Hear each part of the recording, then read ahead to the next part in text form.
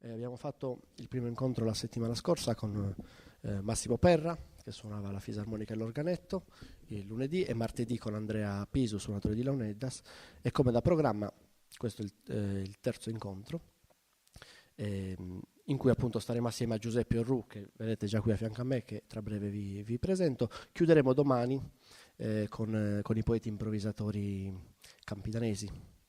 Ci saranno diverse persone, 2 poeti improvvisatori e 3 accompagnatori.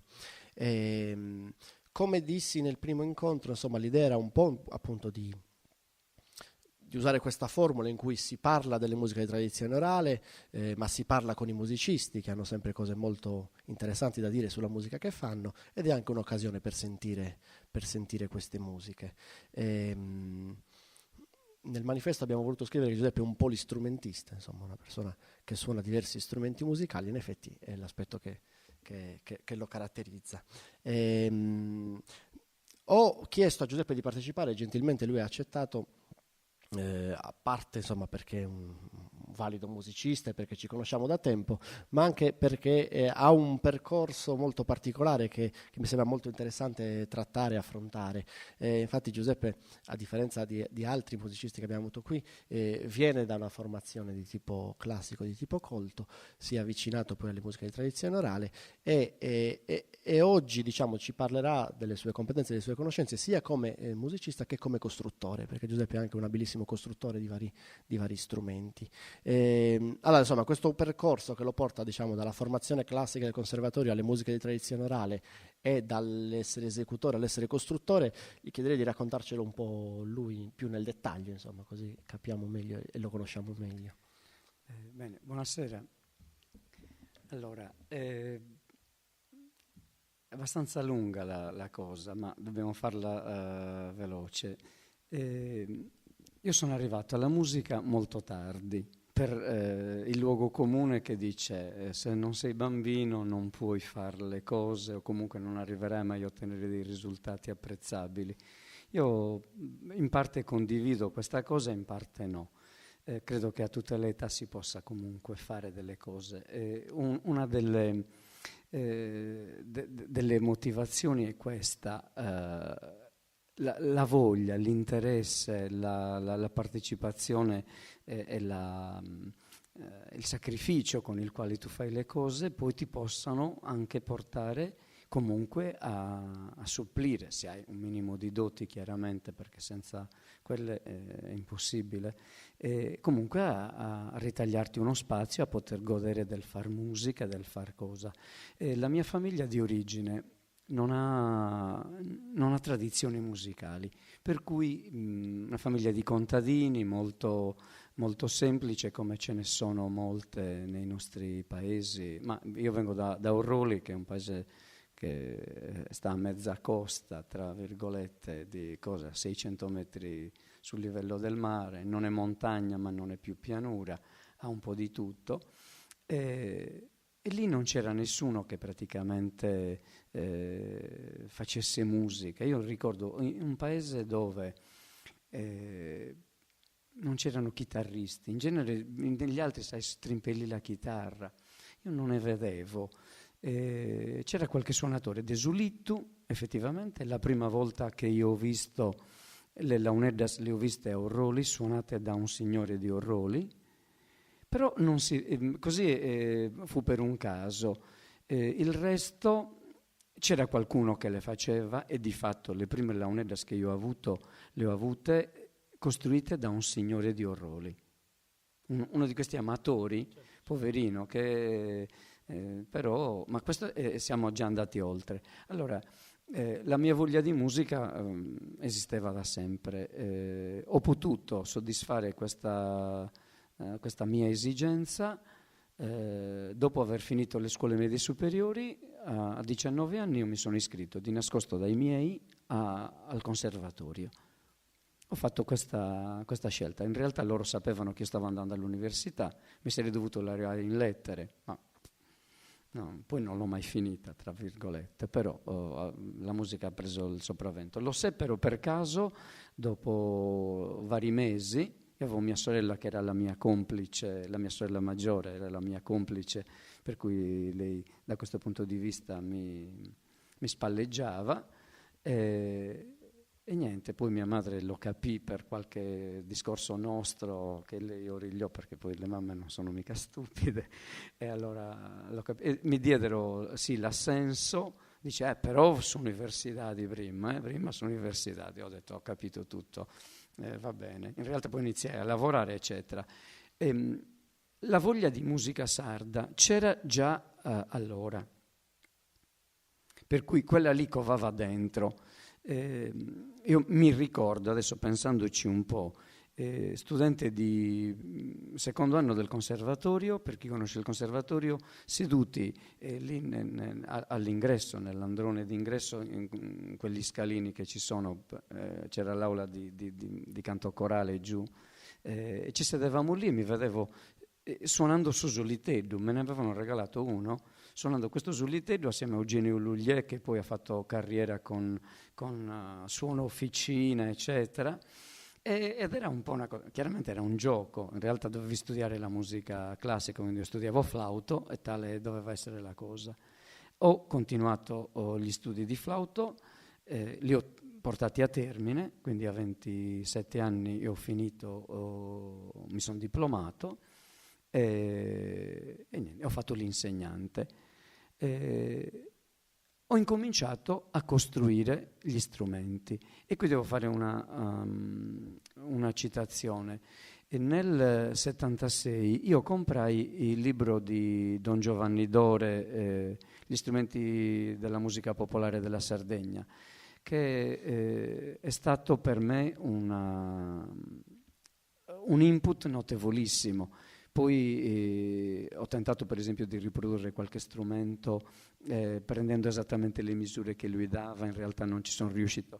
Quello è tutta un'altra cosa. Io a Don Dore devo riconoscere l'entusiasmo che è riuscito a trasmettermi e che credo, adesso senza voler fare la cosa, è riuscito a trasmettere a quasi tutti quelli che si occupano di musica etnica in questo momento. Poi il suo studio magari in questo momento qualcuno lo ha sorpassato e abbiamo avuto altre ricerche, altre cose con studi molto più approfonditi, però io da quel punto di vista non gli toglierei niente, lo riconosco come il mio maestro da questo punto di vista. Ho tagliato canne quanto non avete idea voi in casa mia e ho studiato tantissimo. Dopodiché ho avuto modo di frequentare una scuola, ma avevo 36 anni. A 36 anni io sono andato, c'era il comune di Quarto che organizzava una scuola di Launeddas, lì a Sadome Varra, anche il posto era particolarmente felice, e ho iniziato a suonare le launeddas, a studiare le launeddas.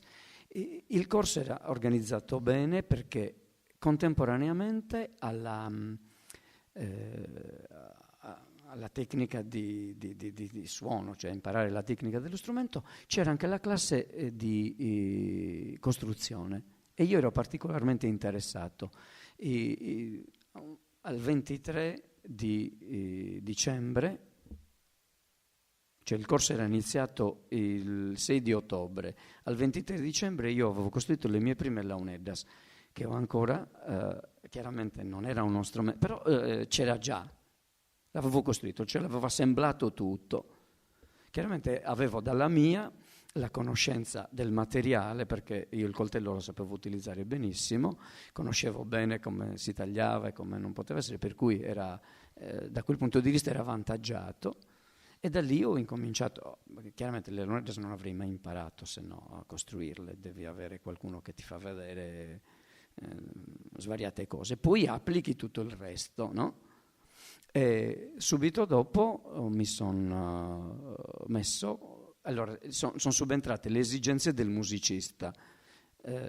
Allora note diverse, se devo fare una determinata melodia non mi basta, devo fare qualche modifica, qualche cosa. Allora lì ho capito un po' di di cosettine, tra virgolette, nel senso che se io tappo questo foro con la cera e lo porto poco più in alto, aumento o lo abbasso, diventa un semitono, insomma, quei giochi sperimentando un po' li ho fatti e da lì è venuta un po' tutta questa mia ricerca se sei, insomma, ti sei presentato benissimo, se sei d'accordo io starei su questi elementi, appunto un musicista con la doppia formazione, con la competenza anche di costruttore e quindi intanto come costruttore di strumenti tradizionali ma anche come persona che ha competenze musicali, conoscenze e curiosità per provare a sperimentare. Vedete che siamo rispetto alle altre alla differenza delle altre volte siamo circondati da strumenti musicali, per cui farei questo percorso diciamo da un lato parlando dei vari strumenti musicali presenti in Sardegna e dall'altra invece concentrandoci su di te fondamentalmente, quindi su questo percorso di persona che ha una doppia competenza musicale, che ci può spiegare tante cose sugli strumenti tradizionali e anche raccontare come poi la sua curiosità e le esigenze artistiche ci hanno portato a realizzare nuovi strumenti. Come già dicevo le volte scorse, come si intuisce, lo strumentario sardo è molto ampio, cioè gli strumenti musicali utilizzati nella tradizione sarda sono veramente tanti, svariate decine. Giuseppe accennava alla storia degli studi, adesso insomma senza fare percorrere tutte le persone che si sono occupate, Giuseppe citava giustamente Dondore, che è stata una figura fondamentale, insomma, un parroco appunto, scomparso alcuni anni fa, non tantissimo.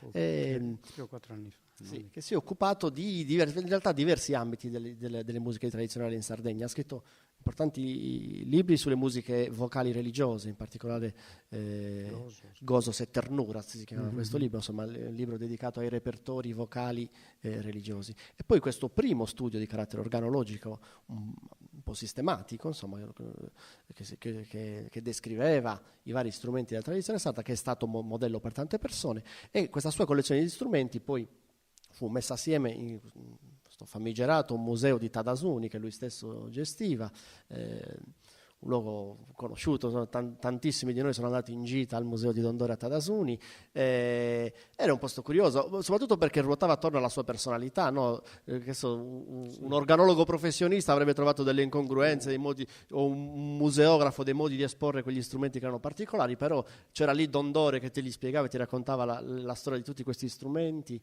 era più lui o meno il scientifica, e lui, esatto, lui il suo rapporto con quegli strumenti che era eccezionale. In realtà gli studi sugli strumenti musicali della Sardegna iniziano molto prima. Noi abbiamo avuto un importante studioso che è un po' un precursore degli studi etnomusicologici italiani, che era Giulio Fara, che già dai primi anni del Novecento, se ricordo bene, 1909-1910, sono i suoi primi articoli in cui lui, da musicologo, su riviste nazionali parla degli strumenti della tradizione sarda, parla di Leoneddas, parla di Sulittus e di tanti altri strumenti. E come benissimo diceva Giuseppe, dopo Dondori gli studi sono proseguiti, insomma ancora oggi si va avanti.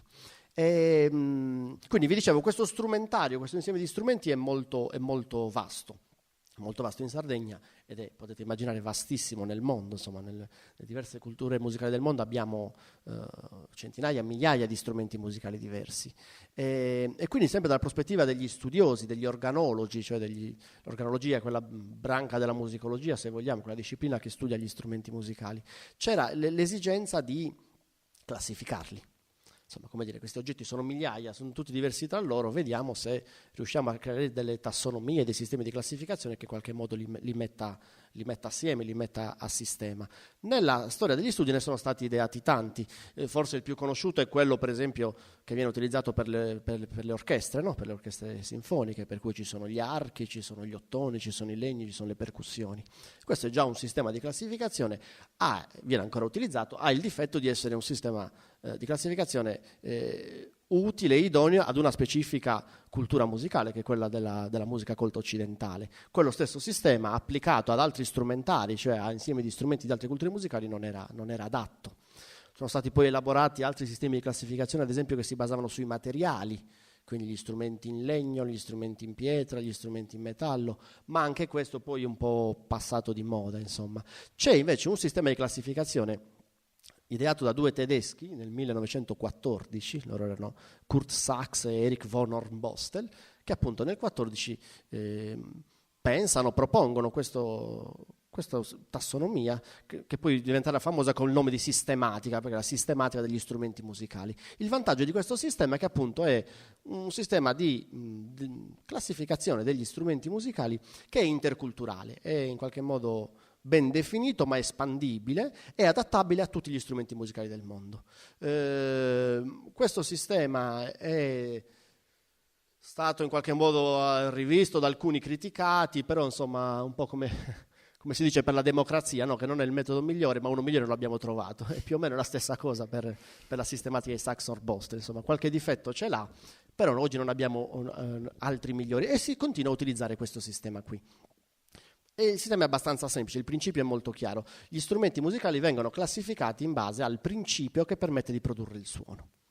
Sachs-Hornbostel individuano fondamentalmente 4 classi organologiche, cioè gli aerofoni, cioè gli strumenti in cui a produrre il suono è l'aria, i cordofoni, in cui a produrre il suono è appunto una corda, i membranofoni, in cui a produrre il suono è una membrana, quindi una pelle, e poi gli idiofoni. Gli idiofoni sono tutti quegli strumenti in cui non è possibile identificare nello strumento una parte che risuona, che produce il suono, e un'altra che funge da cassa di risonanza. Che so, se io faccio l'esempio della chitarra, è evidente che la chitarra è un cordofono, è la corda che produce il suono, e le parti di legno invece servono da cassa di amplificazione, da cassa di risonanza. Però se pensiamo a strumenti che so come le campane o come il triangolo, ecco, in un triangolo è difficile, poi lo sentiamo, lo facciamo anche vedere, in un triangolo è difficile identificare una parte dello strumento che produce il suono e un'altra che ha altre funzioni. Lo vediamo, lo sentiamo anche.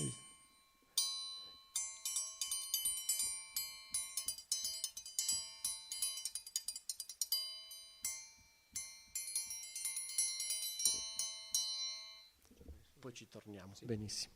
E quindi insomma questi strumenti sono gli idiofoni, tutto lo strumento vibra e produce il suono. È stata poi più avanti aggiunta un'altra classe organologica più recente, che è quella degli elettrofoni, cioè tutti quegli strumenti che producono il suono attraverso l'utilizzo di circuiti elettrici, di sistemi elettrici. Allora, delle 4 classi storiche della sistematica, in Sardegna abbiamo esempi. Insomma, in Sardegna abbiamo esempi di strumenti che appartengono a tutte e 4 le classi. Allora, con Giuseppe pensavamo di fare un po' un percorso partendo da questo sistema di classificazione qui, in modo da poter appunto parlare un po' di questi strumenti, del loro utilizzo nella tradizione sarda, ma anche di farci spiegare da Giuseppe come li costruisce e eventualmente, quando lui l'ha fatto, in che cosa li ha innovati, ha proposto delle cose nuove. Giuseppe vi diceva nasce come flautista, quindi agli aerofoni ha dedicato molta attenzione e soprattutto gli aerofoni sono una delle famiglie più presenti in Sardegna rispetto ad altre che sono meno rappresentate. E per cui non so, Giuseppe, inizia a guidarci tu, proponici, partiamo da uno strumento. Dove vogliamo?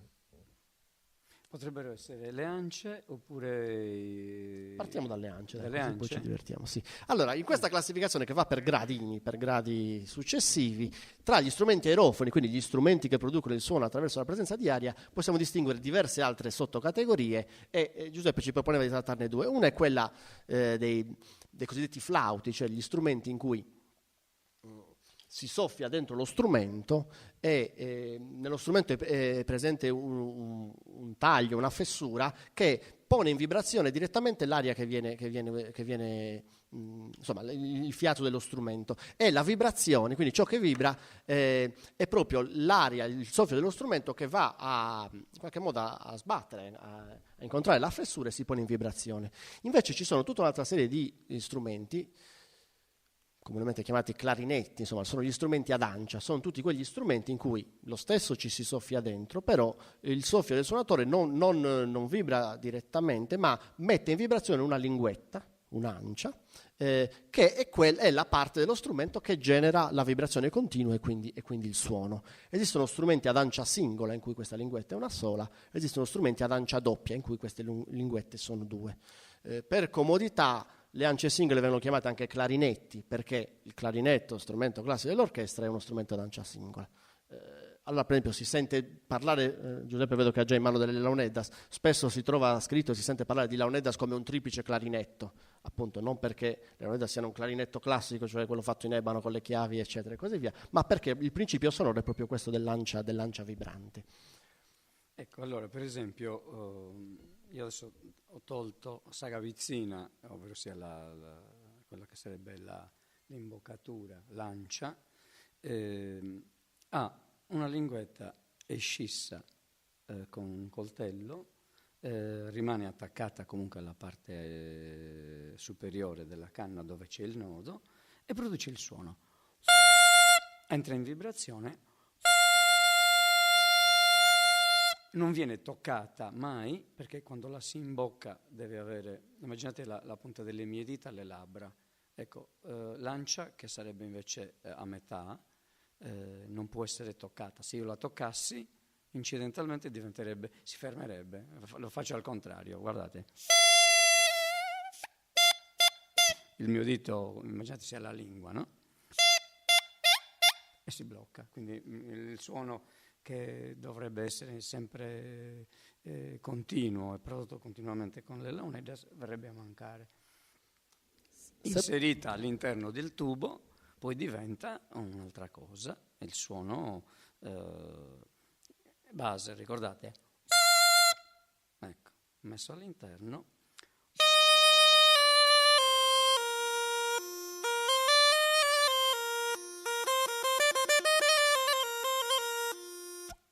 E diventa un'altra cosa. Però il punto di partenza è sempre questo. Perfetto. Mi vengono in mente alcune cose, intanto sulle particolarità di quest'ancia, pensando ai clarinetti, insomma, che è il primo strumento con cui si può fare il confronto. Come diceva Giuseppe, nelle launeddas l'ancia è parte organica de Sagavizzina, cioè viene incisa direttamente in questo piccolo cannellino, mentre per esempio nel clarinetto l'ancia è una linguetta che viene fissata, e questo richiede un sistema di lavorazione che è abbastanza complesso, che richiede una preparazione, insomma, non avere una linguetta che viene attaccata a un tubo in qualche modo con una fascetta, ma invece ricavare la linguetta direttamente dal pezzo della canna è una delle particolarità. L'altra è la direzione, perché per esempio nel clarinetto e in tanti altri strumenti ad ancia, la parte libera dell'ancia, la parte vibrante, sta verso l'alto, quindi verso la bocca, invece in questo caso sta verso il basso. Questa è catamonoglottica, esatto, come dicono tecnicamente. come te. Esatto. E l'altro principio è un principio fisico abbastanza conosciuto, insomma lo vediamo anche nei flauti, no? Quando noi incanaliamo una colonna d'aria che vibra all'interno di un tubo, la frequenza a cui in cui percepiamo il suono, quindi la nota che sentiamo, dipende dalla lunghezza del tubo. Quindi quando Giuseppe tappa tutti i tubi sentiamo tutti i fori di questo tubo. Se noi foriamo il tubo, chiaramente l'aria fuoriesce dal buco libero più vicino alla bocca. Se noi tappiamo tutti i fori, il suono è più grave, man mano che alziamo, che solleviamo le dita, la distanza tra l'ancia e la fuoriuscita dell'aria è più breve e il suono diventa più acuto, e questo permette di modulare le melodie, insomma. Certo.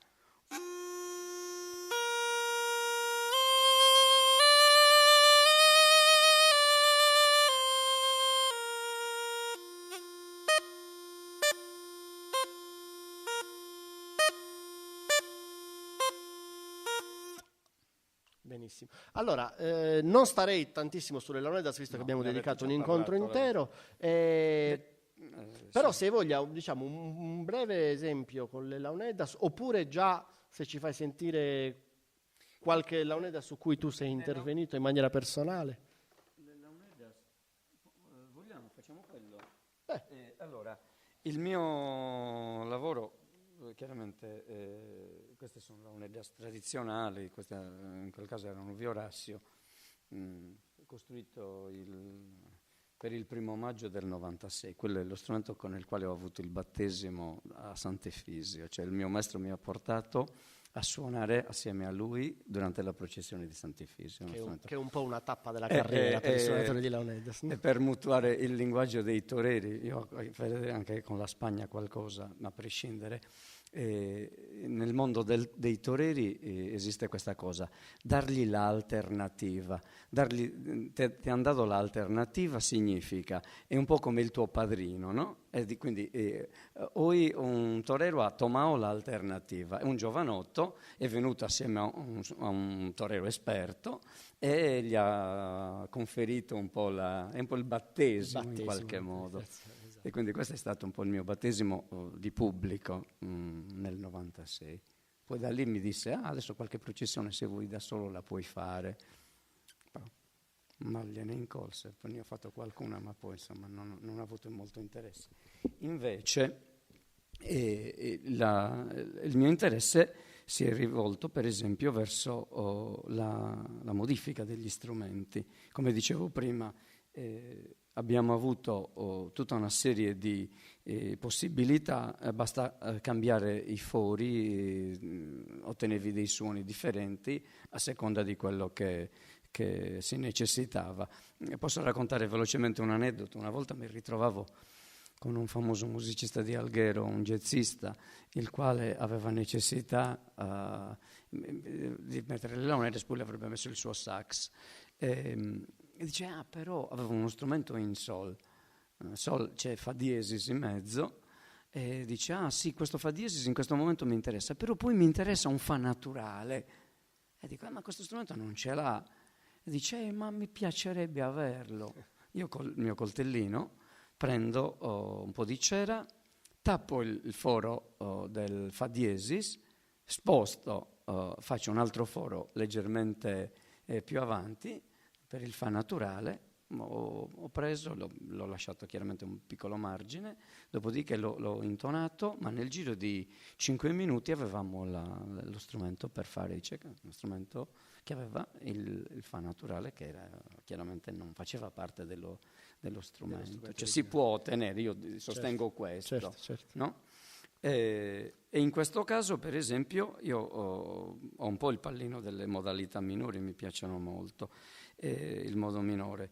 E non solo, ma in una circostanza avevo la necessità, avevo in mente una melodia, dico ma come la posso riprodurre?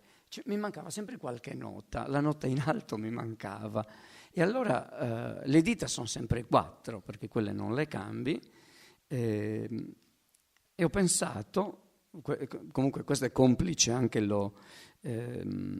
gli studi classici, nel senso che io conosco perfettamente gli strumenti. Un flauto ha tutta una serie di chiavette, di tasti che ti fanno tappare un foro che è distante 10 centimetri certo. Da dove tu premi il dito, per cui tutta una serie di collegamenti. Ma chi di voi avesse visto un clarinetto o un sassofono, cioè tu tappi da una parte, calchi il mignolo qui e chiuse un chilometro più alla fine dello strumento. Per cui mi sono applicato una chiavettina, ho fatto un ulteriore foro, ho usato degli elastici come molle di richiamo e mi ritrovo per esempio una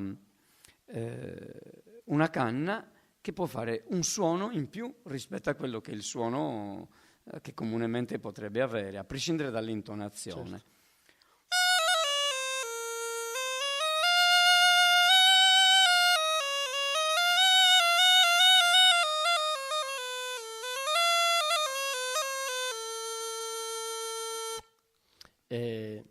Forse non si vede benissimo, però è chiaro cosa succede. Normalmente, diciamo, una mancosetta di launeddas tradizionale permette di fare 5 suoni.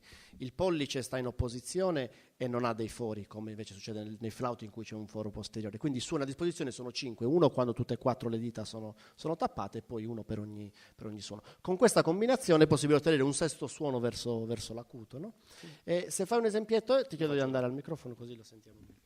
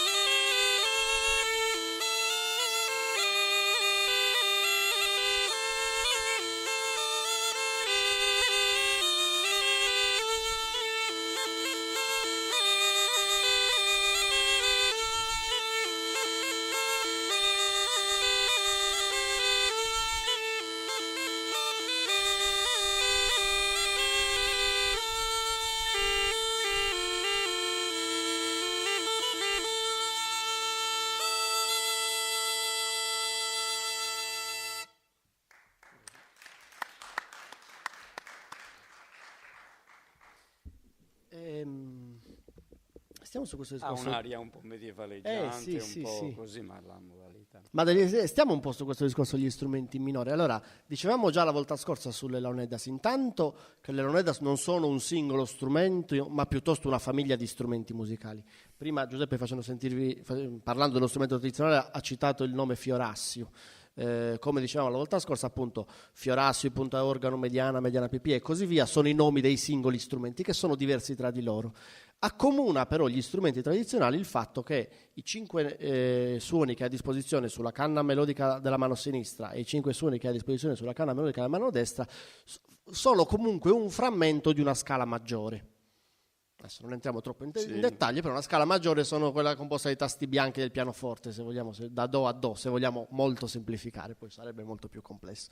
Quindi nonostante questi strumenti siano diversi tra loro, in realtà tutti si basano su questo stesso modello scalare. La scala minore, che è una scala molto utilizzata nella nostra musica, nella musica occidentale, in realtà non è presente nelle Leonidas. Quindi questa, diciamo, ulteriore innovazione, se vogliamo, insomma, oltre una chiave che ci permette di avere 6 suoni su una canna, ma anche l'utilizzo di una scala minore è già qualcosa appunto che va al di fuori della tradizione sarda ed è una prima elaborazione. A questo proposito, anche se non abbiamo visto prima, io posso tentare di farvi sentire, per chi non fosse, io vedo molti amici musicisti, sanno perfettamente di che cosa parliamo, ma per altre persone che eventualmente non avessero, anche bastava una. Io qui mi sono costruito uno strumento. Queste sono delle benas, la zucca ha semplicemente una funzione di contenitore delle ance, cioè invece di metterle direttamente in bocca, io le ho messe qua dentro, c'è un tappo, quindi è chiuso ermeticamente, però io soffio da questo cannellino, non bagno direttamente le ance, però allo stesso tempo il suono prodotto, se io le togliessi e le imboccassi direttamente, otterrei gli stessi suoni. In questo caso, se posso, questa è una tecnica in realtà che viene da altri strumenti di tradizione orale, no? Sono molti strumenti aerofoni medio orientali che per esempio utilizzano questa tecnica. Sicuramente. Però vi faccio sentire un qualcosa che è in modo maggiore e poi in modo minore. Passo dall'uno all'altro e riuscite a notarlo. Eventualmente sottolinealo. Ok.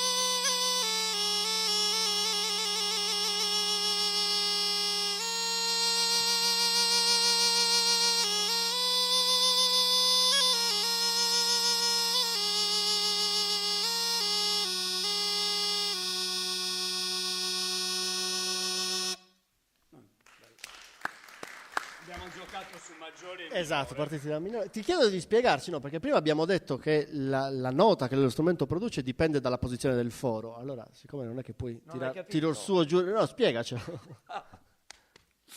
Che bellezza. Ah, ti piace che non ho Mi capito? piace molto. No, scherzo, dai.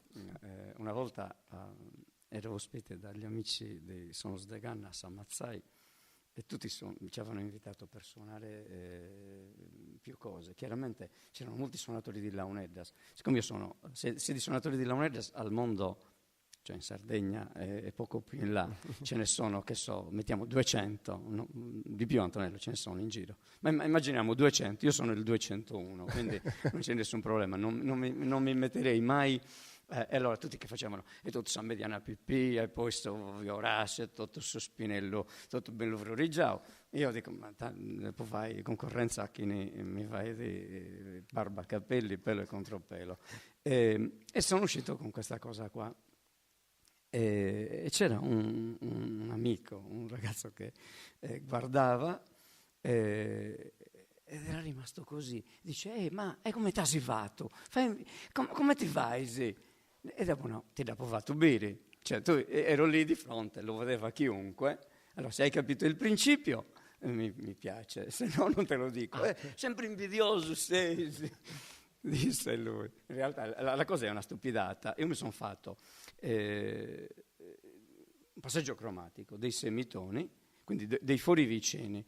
Se io devo fare il passaggio in modo maggiore, che cosa faccio? Sollevo 2 dita, mentre in tutti gli altri casi tu sollevi un dito per volta. Qui faccio, adesso me lo rifaccio da qua. Questa è la tonica.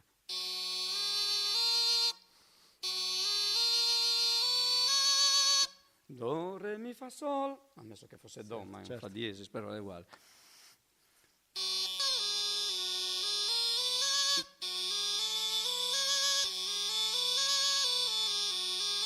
Il gioco è tutto tra queste 2 dita. Certo, il dito più alto chiaramente il mi naturale, insomma il terzo grado naturale.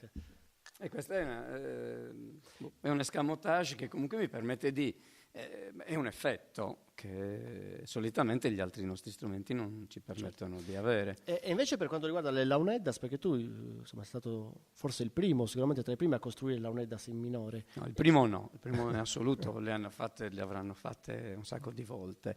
Lì il principio è diverso, no? Lì a ogni dito corrisponde. Sì, lì a ogni dito corrisponde, quindi devi proprio al momento della aumentarti costruzione.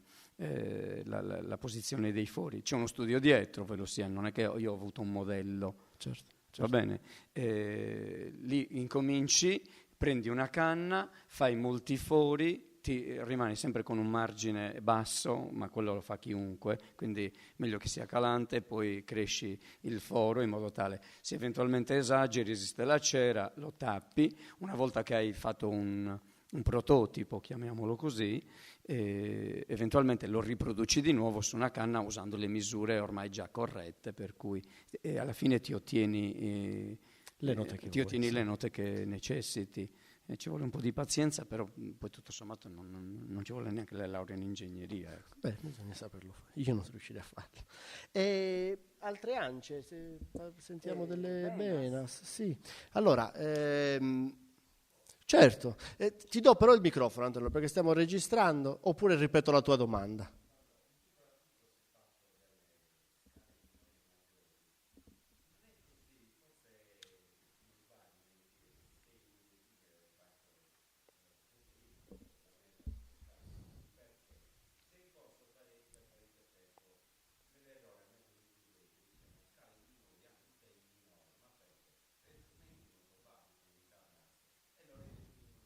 Ah, Certo, sì. certo. Ah, sì, c'è un famoso disco dove si dice F mellisi casonata una cosa in re maggiore, cioè con un basso lungo 1,25 m. Quanto è Antonello? Il basso, insomma, oltre 1,20 m. Alcuni superano anche i 2 metri. Sì, c'è tutta un'ambiguità. Proviamo a spiegare. E quindi chiamava maggiore o minore. Stiamo entrando sul tecnico. Proviamo a spiegare, insomma, anche per i non musicisti. appunto nella musica diciamo occidentale maggiore e minore identificano due scale diverse tra di loro, insomma, normalmente o suoni maggiore o suoni minore, sono quasi due mondi che non si toccano. Però per quelle ragioni costruttive che dicevamo prima, no, in realtà appunto almeno dalla testimonianza di questo disco il termine veniva utilizzato con un'altra accezione, cioè gli strumenti più gravi, quindi più bassi e quindi con i tubi più lunghi avevano in realtà una dimensione maggiore, per cui esiste questa famosa registrazione degli anni 30, se non sbaglio, in cui questo strumento viene chiamato re maggiore, semplicemente perché è uno strumento da tonalità molto bassa e molto grande, ma non perché esistesse uno strumento in re minore, cioè che utilizza la scala minore, che invece, come abbiamo detto, nelle Leonidas non esiste.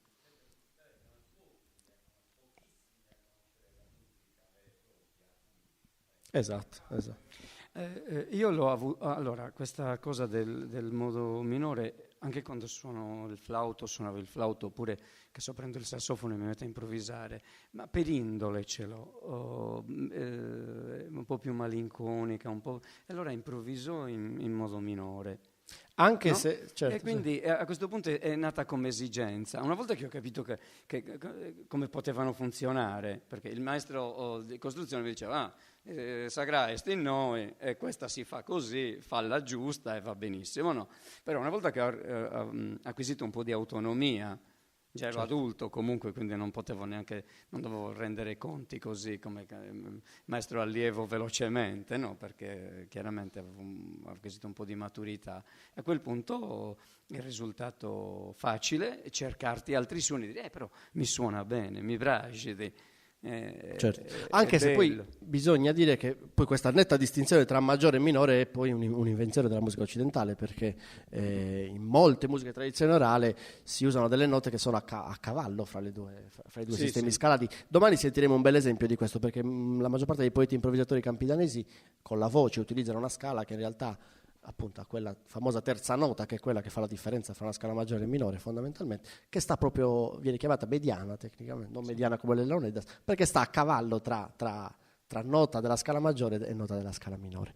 E senza diventare troppo tecnici, continuiamo il nostro percorso sulle ance. C'è un altro strumento della tradizione sarda, le Leonidas sono quello più complesso, ne abbiamo parlato anche la volta scorsa, esistono anche altri strumenti ad ancia, tra questi sono le benas, strumento ormai quasi in disuso, molto poco utilizzato, caratterizzato da due canne e anch'esse con ancia, quindi con questa linguetta che vibra e produce il suono. Qualcuno lo definisce il parente povero delle Leonidas, invece è uno strumento comunque con una sua autonomia, con delle sue caratteristiche, ed è a parer mio affascinante per davvero, nel senso che ha dimensioni molto ridotte chiaramente, ha una potenza sonora insperata, inimmaginata, e hai un bordone, quindi un suono fisso comunque, e poi la linea melodica la fai su una sola canna. E allora questo, diciamo, è un ibrido per digitare tra sullito cioè la tecnica di digitazione e invece poi somiglia la a quella tecnica dell'insuflazione continua, che in alcuni casi si era persa.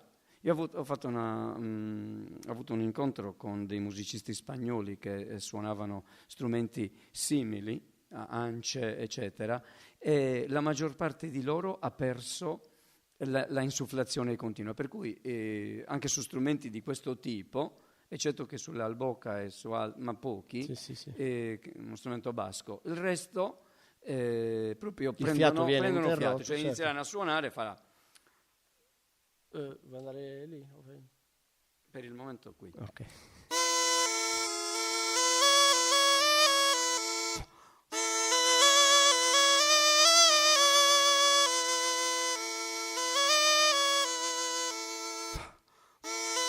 E respira, no? Interrompi il suono, quando questo invece questa sì, è la tecnica utilizzata anche nei flauti, no? Invece, come dicevamo la volta scorsa, le Leonidas hanno questa tecnica del fiato continuo, per cui è possibile incanalare una colonna continua d'aria all'interno dello strumento.